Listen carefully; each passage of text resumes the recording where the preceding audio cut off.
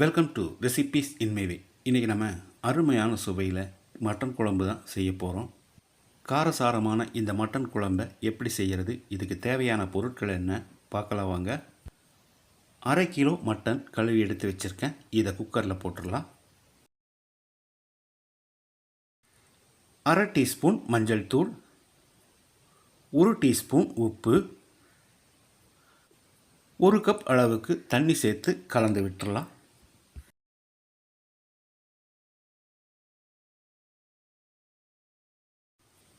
குக்கரை மூடி குறைஞ்ச தீயில் 4 விசில் விட்டு எடுத்துக்கலாம். குறைஞ்ச தீயில் வேக வச்சா 4 விசில்லையே மட்டன் பூ மாதிரி வெந்துடும். பேனில் 6 வரமிளகாயை போட்டுக்கலாம். காரம் குறைவாக வேணும்னா 4 மிளகாய் சேர்த்துனா போதும். 3 டேபிள் ஸ்பூன் மல்லி,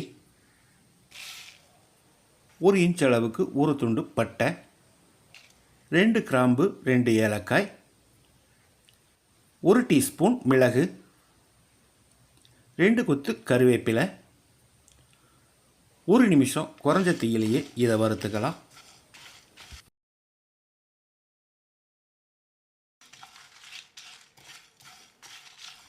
இப்போ இதோட 1 டீஸ்பூன் சீரகம், 1 டீஸ்பூன் சோம்பு, 1 டீஸ்பூன் கசகசா, மறுபடியும் ஒரு 30 செகண்ட் வறுத்தா மட்டும் போதும்.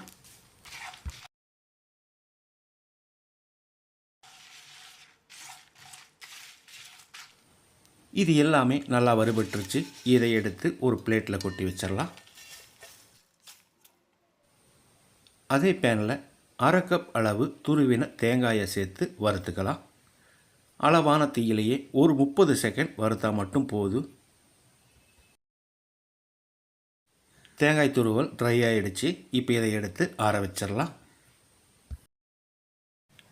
நம்ம வறுத்து வச்சிருந்த மசாலா நல்லா ஆறிடுச்சு. இதை மிக்ஸி ஜாரில் போட்டு தண்ணி சேர்க்காமல் பவுடராக அரைச்சி எடுத்துக்கலாம். இப்போ இதில் தேங்காயையும் போட்டுக்கலாம்.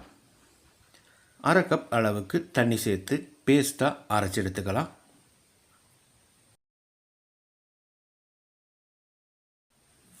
வாணலியில் 2 டேபிள் ஸ்பூன் கடலெண்ணெய்,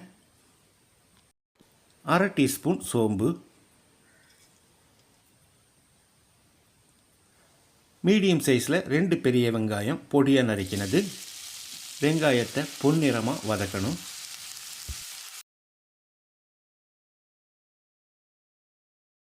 வெங்காயத்தை இந்த மாதிரி செவந்து வர்ற அளவுக்கு வதக்கணும். இதில் மீடியம் சைஸில் 2 தக்காளியை நறுக்கி வச்சுருக்கேன். இதை போட்டுடலாம். தக்காளியை மசிகிற அளவுக்கு வதக்கிடலாம். தக்காளி வதங்கிருச்சு. இதில் 1 டேபிள் ஸ்பூன் இஞ்சி பூண்டு விழுது சேர்த்து பச்சை வாசனை போகிற அளவுக்கு ஃப்ரை பண்ணிக்கலாம்.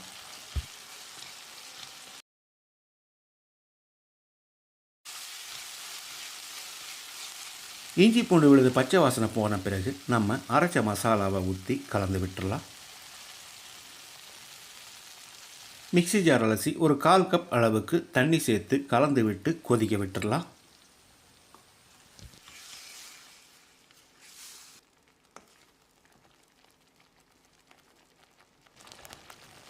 குழம்பு கொதித்து வந்துருச்சு. நம்ம ஏற்கனவே வேக வச்சிருந்த மட்டனையும் மட்டன் வேக வச்ச தண்ணியோடையே சேர்த்துக்கலாம்.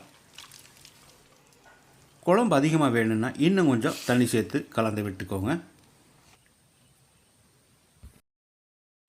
குழம்புக்கு தேவையான அளவு உப்பு சேர்த்துக்கலாம். நான் 2 டீஸ்பூன் உப்பு சேர்க்கிறேன். நீங்கள் பார்த்து போட்டுக்கோங்க.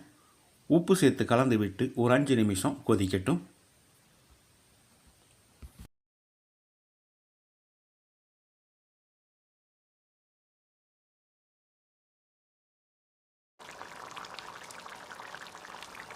இந்த மாதிரி நல்லா கொதித்து வந்த பிறகு ஒரு 5 நிமிஷம் மூடி போட்டு வேக விட்டுடலாம்.